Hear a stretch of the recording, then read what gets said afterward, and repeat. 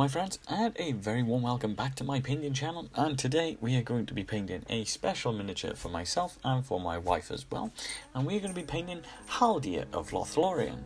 And this is an old metal Games Workshop model, but it has a great deal of amazing details and a great amount of character too.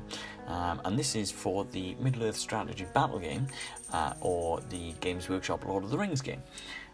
First things first, we're going to start off with the skin, but we're going to take the skin a little bit brighter this time. So we're going to avoid going down with the darker red skin tone. So we're going to use the basic skin tone, which is normally my first highlight, as the base colour.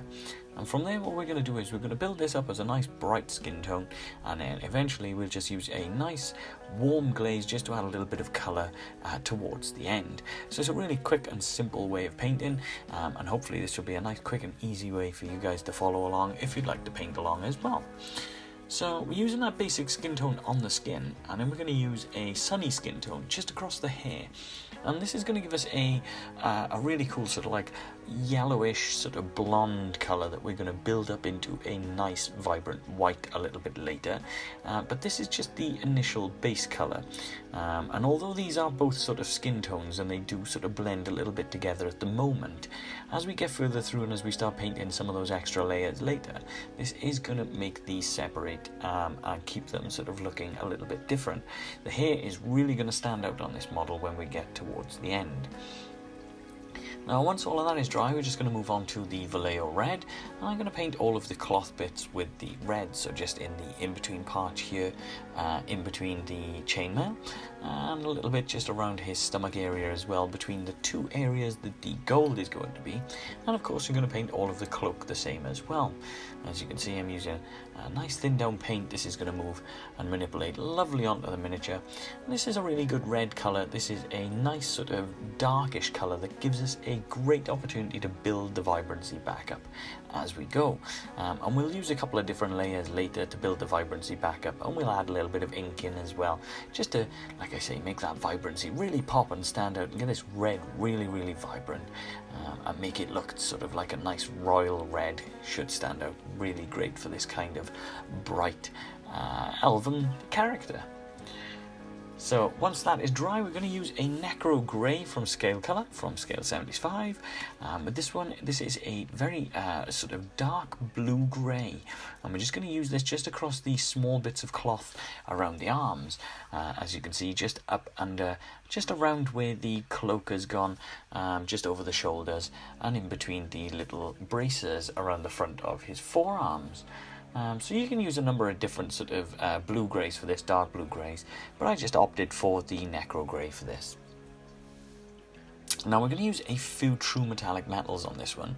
We're going to do a couple of different colours and coats, and what we're going to do is I'm going to use the brass scorpion to paint the chainmail first, and then we're going to use a golder colour and a more gold colour on the sort of panels that are sticking down. And why we're going to do this is because this is really going to separate these metallic colours. This is going to give us a little bit more tone and texture through the chainmail, but at the same time we're really going to build this this great sort of brown into gold sort of effect on the panels, and it's really going to look lovely when we get there. So for those panels, as I said, we're going to use a gold, so we're going to go with a Citadel's Retributor Armour. This is one of my go-to colours if you've watched the channel before. Already you can see that there is a cool difference between that bronze and that gold that's allowing them just to stand off each other slightly. But as we start to brown those down and sort of change the colour with a little wash in a bit, this is really going to make these two colours sort of toned together in a really nice sort of kind of an earthy way, I guess, if you like, and it's really going to allow the golds to become really vibrant. We're going to use some great sort of true metallic vibrant pigments, and we're going to get this gold to really stand out and shine and glimmer in this sort of elvish sort of kind of way, which is going to be great. You know, this is kind of what we want the elves to look like. We kind of want our Haldir and his armour to look really vibrant and really sort of special, and that's kind of what we're going to do. So I'm painting these panels on the front. As you can see, I'm also painting the chest piece, but I'm also going to paint up and around the braces as well. And of course there's some shoulder pads here as well with these cool looking, almost like wings, I guess, if you like, that just come across the shoulders. Now moving on to another one of my favourite colours. This is dark rust from Vallejo, and this is a really good dark brown colour, and I use this a lot to base my brown colours and then build and tone up from there. And pretty much that's all I'm going to do is base all of the colours that I'm going to paint in leathers or dark browns. So I'm going to use wood for things like the bow, and then dark brown leathers for the straps, things like the sword scabbard, and of course the quiver on his back and his boots as well.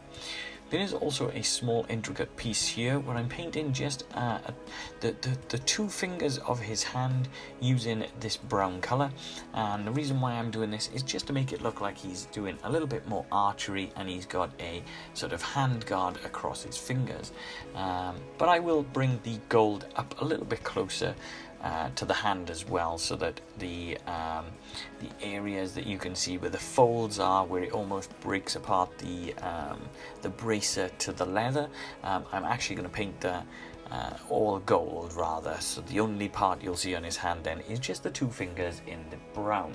As I said, I'm going to paint all of the quiver, but I'm also going to add the gold that I've used before just to pick out those details as well. The reason why I didn't do the gold first is because the brown is a little bit more difficult to get into, so it's always worth painting the more difficult one first and then building the layer from there. I'm going to use a small flat brown next just to paint the wooden parts and the shafts of the arrows that are poking out of the quiver on his back, just like so. And these are all our base coats anyway, so we don't need to be overly precious and specific by doing this. It's always good to be as careful as possible, but if you make mistakes you can always fix those later. So I'm going to use a bone white, which is a nice creamy white colour, and I'm going to paint the hilt of the sword, and I'm also going to paint all of the arrowheads just up at the top here, all of the feathers just across the arrowheads using this colour as well. And this is going to give us a nice cream sort of whitey coloured and a great texture to build to pick out later. This is really going to make those arrowheads stand off from the miniature as well, and of course with the hilt as well, it's almost going to look like a nice bright ivory. I'm going to use a wash on this one. I'm going to use a soft tone from the Army Painter. I have been using a few Games Workshop washes lately, but I thought I would do something with a little bit of a change. I do enjoy the soft tone. Soft tone is one of my all-time favourite sort of washes. This colour is fantastic for toning down the miniature and adding these sort of earthy colours and earthy tones, these browns to the model, but without actually darkening the model down too much. So if you're using sort of like a black or anything like that, like a null Nile, you can sometimes darken the miniature down too much, whereas I find with soft tone it creates this really cool sort of texture, this depth and this earthy tone colour in the recesses, but without dramatically bringing the tone of the model down. And that's kind of what we want here, because what we're going to do is we're going to build these colours back up and we're going to make this model really vibrant. So we're going to use that tone as the base. And as you can see, I'm just covering the whole model, and I've just used a small amount of water with it just to allow it to flow onto the model properly and smoothly. Now once that's done, we're going to go back with the base colour that we used for the skin, and we're just going to pick out all of those bits across the face and of course the fingers. So using that basic skin tone, and as you can see I'm just trying to pick out all of those facial features again, and just pick out all of the face, the forehead, the nose, cheekbones, chin, everything like that, and of course the fingers as well. This is a really cool way of painting the skin, because this is going to give us a slightly different tone to what we would normally do. Normally when we use the darker skin tone to begin with, so using that sort of beige red, it gives us something to build up, but it also creates a darker texture. So what I'm doing now by starting with basic skin tone is making the elven skin a little bit brighter. So we're going to use that basic skin tone, and we're also going to use pale flesh, and we're going to use a half and half, so half of one and half of the other. That's just one blob of each paint. And the cool thing with the pale flesh is that this now gives us a small pinky texture, so this gives us a nice pink sort of colour towards our face and our elven skin. So that's just giving us a nice little bit of rosy warmth to it as well, which is brilliant. Again, like I say, just bringing out a little bit more of that colour, a little bit more of that character and things. And I'm being a little bit more selective of where I'm placing this, and I'm just using the tip of the brush as well to add a few little dabs here and there, and as you can see, just picking out as much of the highlighted points as I can. And once that's dry, we're just going to use the pale flesh on its own, and again, just being a little bit more specific and a little bit more directed. We're just going to pick out some of the areas on the forehead and the cheekbones and the nose, and we're just going to slowly highlight these parts up in a small and subtle way. The good thing by using these paints with a little bit of water, so just thinning them ever so slightly, is that it allows these paints to blend into each other as they dry. So it allows the paints then to look a little bit more natural and a little bit more subtle as the highlighting goes.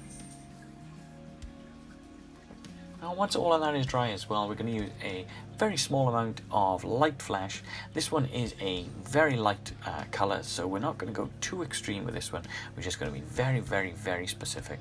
Just using a little bit across the forehead where we think the light is going to be shining onto the miniature. And again, just a little bit across the cheekbones and things like that as well. Trying to be as careful as possible and using a nice small dabbing motion with the very tip of the brush just to pick out some of the highlights, and not to forget his little pointy ears as well. Now, as an added extra, if you would like to go and use a very, very, very small amount of pastel pink from AK Interactive, this one is insanely bright, so this one is quite close to a very pinky white. And again, just being as careful as possible and as very specific as possible, just using this as like the ultimate light source for our model. Now, with all of that being done, what I'm going to finally do is use a small amount of Reichland Flesh Aid, and just to show you on my thumb here, I've watered this down until it is a very, very, very thin sort of glaze. So as you can see just on my thumb there, it's not going to there's not going to be a huge amount of the paint on this, so this is a lot of water mixed in with that paint. So I would say this is a 3-to-1 ratio, so this is 3 bits of water to 1 bit of shade, and this is just creating a very, very thin glaze. And the reason why I'm doing this, even though I've painted all of the face, is because with all of those colours that we've used, they can be quite light, so they can be a little bit too white or a little bit too over the top. And what we're doing is we're just using a little bit of this Reichland Flesh Shade because it has this really nice sort of natural neutral warmth to it. And we're just adding a little bit of this colour back onto the miniature just to bring that warmth back through into the face and into the features. And as I say, by using a nice thin glaze, this is going to dry down perfectly, and it's going to allow us to just pick out that warmth without going too extreme and needing to do too much to the model. Now once the face is done, we're going to spend a little bit of time getting this hair to really stand out and look the part. So we're going to start again by using that sunny skin tone, and as you can see, I'm just using the very tip of my brush. Now I get asked a lot what size brush I use for these kinds of paintings, especially with these very small sort of 28mm miniatures. And what I paint with mostly is I either paint with a 0 size brush or a 5-0 size brush. So these are very, very thin, small brushes. They have a very, very thin tip to them, so this allows me to get some extreme details when I'm painting. So once we've done that, we're going to use that sunny skin tone, and we're going to mix a small amount of vampiric flesh into this. Now vampiric flesh is a nice, bright, vibrant, light sort of earthy tone. So again, we're going to start to build that light colour through the hair. So as I said earlier, we're going to get the hair to really sort of stand out on the miniature. we've started with that yellowy blonde tone.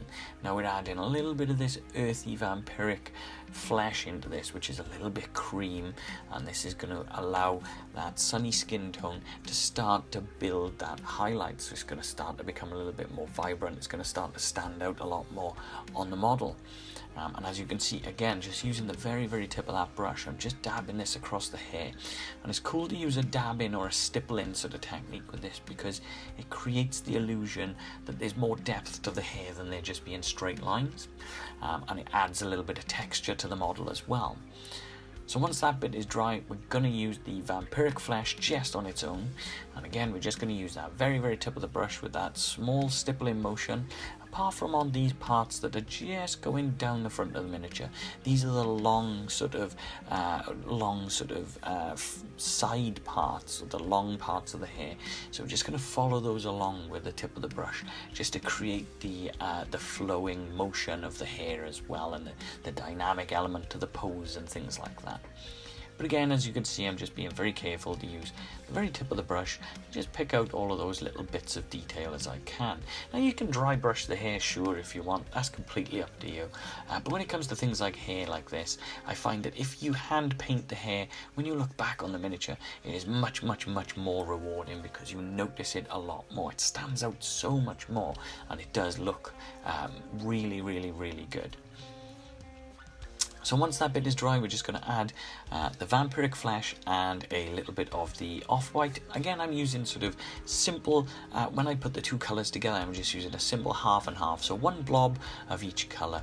And as you can see, we're already now starting to build this white, vibrant blonde sort of colour, this sort of silver hair that you kind of associate with the elves and things. So this is starting now to really sort of build up and really show through. And again, as I say, I'm just going to use the tip of the brush, just try to pick out the individual strands of hair as well, because that rewarding motion, that rewarding moment later when you look back on the model and it's all fully painted and you see all those hair strands, it's worth every little bit of extra detail that you put in. So just like so, using that tip of the brush just to pick out as much of those highlights as we can, just being as careful as we can as well, not to run this too much over some of the areas where the shade and things is sat down onto the model. And then finally, for the last sort of stage for the hair, I'm just going to use a very, very small part of this off-white on its own. I'm just going to pick out some of the very, very, very final details, as you can see, just being almost barely touching the model, just picking some of the very sort of tips of the areas, some of those strands coming down either side of the face, and just things like that, just to make that little bit of the hair pop and almost look like the light is sort of glowing off his sort of silvery blonde hair, which is kind of a cool effect, you know. So I know it seems like we spent a little bit of time doing the face and doing the hair and things like that, but these are parts that are going to be well worth it, because when you look at the model, there's going to be so much to look at and take in. These bits, the hair, the face, these little details that you spent that little bit extra on are always going to look that much more amazing sort of in person when you sit down and your friends pick your model up to take a look and things like that. It's always going to stand out and make it look amazing. So we're going to move on now and do the rest of the model. So we're going to start off with the cloak and with the reds. So I'm just using the base colour that we used, and I'm just going to follow the lines across down the cloak while trying to leave the shade in the recess points. So we're going to try to leave the shade in between all of those little folds on the cloak, and we're just going to pick out the areas of the cloak that are sticking out the most. So as you can see, we're just following the cloak along and just painting along with the model, just like so. And again, I'm using a nice thin down paint, so this is giving me plenty of room to put multiple layers on if I want. And that's what makes thin down paint so unique and so useful, is as you build up those layers, you can add more layers in, and the more layers that you add in, it gives you the option then of building that vibrancy. So the more layers that you add, the more vibrant that colour becomes, which is perfect, you know, because that gives you more layers to build up and practice, and more colour to build onto the model and build through those stages. It's a really great way to paint, and it is a really rewarding way to paint. It's a really fun way to paint as well. As you know with the channel, I just enjoy to paint. I like to paint all different models from all different games. I just enjoy painting. So once that base coat of red is done, we're going to do the same thing. We're going to use a nice thin coat of Mephiston red. Now already by putting the first basic touches of this Mephiston red onto the cloak, you can already see that that colour is really starting to pop already, which is fantastic. Again, don't forget, these thin layers are great because we can keep those layers going and keep building that vibrancy through. And just like before, that's all we're doing now, is picking out those raised areas on the cloak. So we're leaving the darker red in the recessed bits, and that's giving us that illusion that the light is catching on the outer edges of the cloak while it's darker on the inside of the cloak. Very, very simple and easy way to paint, and a very rewarding way again to see a really cool effect that you can get quite simple and quite easily. And again, it's going to be a part of the model that really stands out, because once this vibrant red is there, all those golds are glowing, his hair is nice and bright, it's going to be a really cool model. It's going to look great on your display, or even in game if you're playing the game with the model as well. Now, as you can see with this, I'm still using the very tip of the brush, but this time I'm following the dynamic pose of the model. So I'm using my brush strokes to follow the downward sort of pattern of the cloak. So I'm constantly moving the brush the same direction as the cloak. So I'm not going against those folds. I'm actually using those folds to bring the paint down the model. Now this time, what we're going to do is we're using a small amount of game ink. So we're going to use a Vallejo red ink. You can use any ink for this. Inks generally are normally thinner anyway, but they normally do have a really vibrant pigment set to them.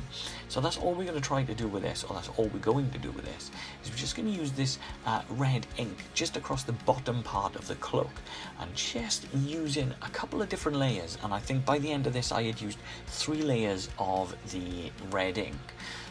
It's just about trying to build that vibrancy, and again, by using multiple layers, that vibrancy is really going to build and pull through and show through.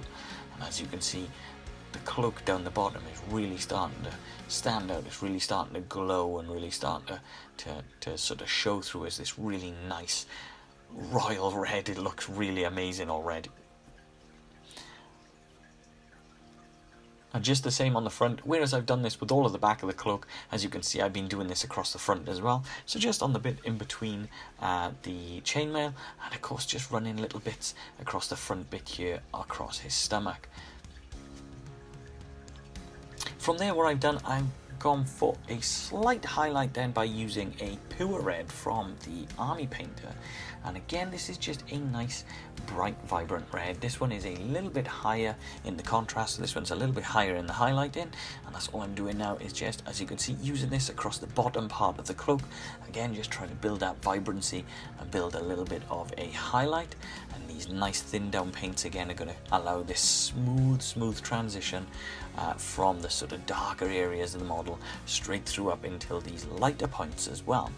You can already see that the cloak is really starting to look really vibrant. It's starting to look really nice, especially down the bottom, and with these folds and creases and things all looking so vibrant and lush, we are getting there now. It is starting to look really nice. It's a cool little model, and it's something as a project that I wanted to do, because I wanted to kind of paint this up as something that I could store in my cabinet. And I'll tell you a little story about that later. So what we're doing now is we're just using that red that we used from the Army Painter, and that's all I've done now is I've used a very small amount of bright orange. With this orange colour, medium orange colour, that's all I'm doing now is using a lot of water. So this one now is a lot of water. This one's, like I said earlier, it's about 5 parts water to 1 part paint, and this is creating a very thin glaze, as you can see. Now the cool thing with this is it's going to dry down much lighter, but pretty much that's all we're doing is using a very thin layer of this just across the bottom and just around the edges, just to kind of give it a little bit of a vibrant twist on the colour. So it's almost like where the light is catching the cloak the most, it's got this little sort of orangey sort of tone to it as well, and that's giving you the illusion that as the light is catching it, you can see a little bit more to the colour than just a flat red. Now as you can see, I'm using a little bit of the wet blending technique that I used on the bomber earlier in my last video, and pretty much that's all that is just because the paint is so thin, we're using a damp brush just to manipulate it a little bit later. I do have a video in mind to make specifically on wet blending and how to get this really cool sort of wet blending technique down, so stick with me. I will be making a video, but I'm not the fastest painter in the world. It's because I enjoy it so much. So from there, I'm using that brass scorpion again, and that's all I'm going to do with this one now. Is I'm not going to paint the chainmail back up. I'm actually just going to paint the edges of the chainmail, just like so. So I'm just going around and highlighting the edges of the chainmail, and I'm not going to paint the chainmail back up because the chainmail is exactly how I want it. It's this really sort of brown metallic colour, and that's exactly as I want it to be. Now, sticking with the chainmail, what I'm going to do is I'm going to add a little bit more texture and tone to it just by using a small purple wash. And that's what I'm going to do with this, is just add this into the creases. So as you can see on the model, there's a little bit of a flowing pattern where there's a subtle crease. And that's all I'm doing, is just adding a little bit of purple into those creases just to create that depth again, that there's a fold there and there's a crease, but to also build a little bit of colour and depth to the model as well. Now, going on to the golds, we're going to really make these golds pop and stand out. So first of all, we're going to go back to the Retributor armor, and we're just going to pick out all of those golds individually. Now again, you could dry brush this, sure, that's absolutely fine, but we're going to try to get the most out of a model and try to make this really stand out and look the part by just picking out as much of those golds as we can. So again, using the very tip of my fine detail brush, my 5.0, I'm just going to go across the edges, and I'm just going to build up this color just as much as I can, as you can see on these little panels, and just across the edges more than anything, because where that shade, now that soft tone, is sat in those little pooled areas, the cool thing is we're going to start to go from a darker brown into this bright vibrant gold, and that's exactly what we want. So we're just going to use the tip of the brush just to pick out these gold areas, and then we're going to build up this tone and this color. So as I mentioned earlier, there's a cool story as to why I wanted to paint this model, and that is because a few months ago for my wife's birthday, we went to Comic-Con and we actually met Haldir. So we met Craig Parker in person, and he's one of the nicest people in the world, one of the nicest people that we've spoken to out of all of the different actors and things like that we've met. And he was the highlight of the weekend for us. He made the weekend so much fun. So it inspired me to want to paint something in sort of dedication to him. Something that I can put in my display cabinet and be proud of, but also something that maybe in future I could take to show him and maybe get it signed as well, which would be pretty cool too. So once we've done the Retributor armor, we're just going to use a little bit of the polished gold. And again, we're doing the same thing. We're just going to pick out some of those edges, and we're just going to paint just across the edges of those panels. And we're going to try to stick across the edges more than anything. And now you can see that that color from the brown to that vibrant gold is starting to really show through. We're also then going to use a final stage of this bright gold. So I've got 3 different golds that I'm using here. The Retributor armor is the first one because it's quite it's a good sort of base gold. It's a gold color, but it's got a little bit of darkness to it. Then the polished gold is nice and bright and vibrant, and then the final gold is more like a pigment gold. So this one isn't a free-flowing thick paint. This is a very thin pigmentation of gold, which really does allow that gold to pop. It makes it glow, and I mean, by the time this model is finished, he is going to be glowing. That red cloak, the bright golds, and as I say, that white silver hair is going to look amazing.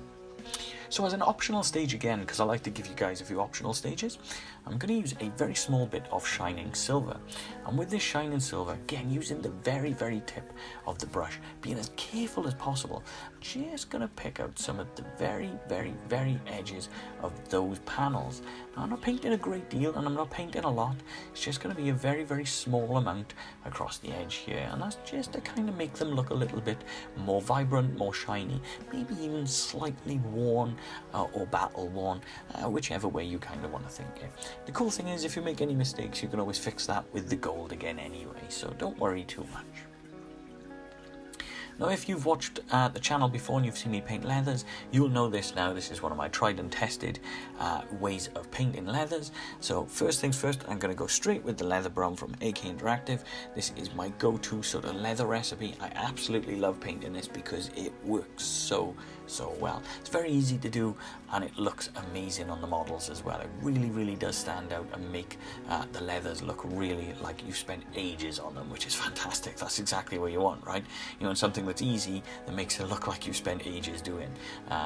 So yeah, we're just going to use that leather brown and we're just going to paint all of those sort of dark brown areas, so the boots, these little straps and things like that, and of course the quiver and things just around the back. I'm going to paint all these in that leather brown and just sort of bring that vibrancy of the colours of those browns back up. Now what we're going to do is just be very careful not to get this on the golds, as you can see. Just using the tip of the brush just to be as careful as possible.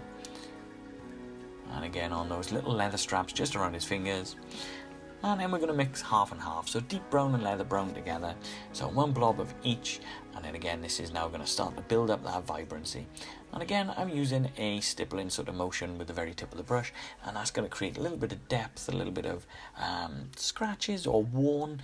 I know he's a really bright and posh elf and things like that, and that doesn't mean that some things don't get sort of beaten up and worn out when you're in the middle of battle. So a little bit of a stippling effect does create a bit of texture and kind of breaks up those flat colours as well. Just taking a moment now to admire just how amazing those golds look, from that brown right down to that bright gold on the front.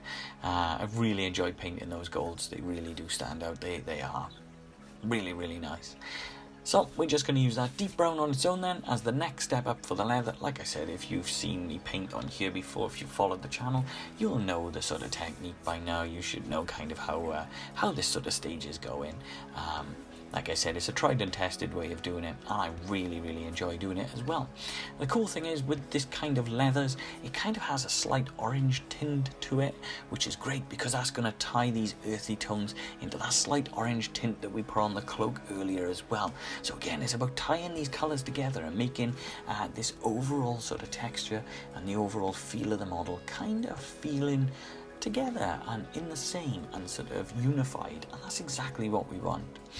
The keen-eyed of you out there might have noticed that I've also painted the eyes on the model. This I didn't do on video for two reasons. One is because it's impossible to film doing on video, and two, because it is so fiddly that I made a few mistakes anyway. So from there, I'm just going to mix a couple of my scale colours together, and that's all I'm going to do here is just paint a very small, as I said, half and half, so one blob of each, and I'm just painting these creases on the grey. I'm just picking out some of those grey points just to make them nice and bright. So we're using that mixture of the Necro Grey and Riley Grey, and then we're just going to use that Riley Grey on its own. I don't think it's called Riley Grey. I can't pronounce that one, so maybe you guys can help me out in the comments below.